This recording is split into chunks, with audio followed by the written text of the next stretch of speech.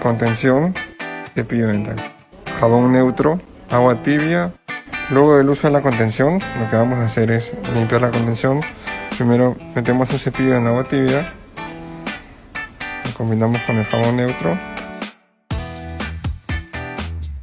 y empezamos a limpiar en ondas por la parte interna, sacando todos los residuos que puedan existir. Luego por la parte externa lo mismo, siempre con ondas. Y ahora lo enjuagamos en agua normal. Y ahora sí está listo para que lo vuelvan a usar.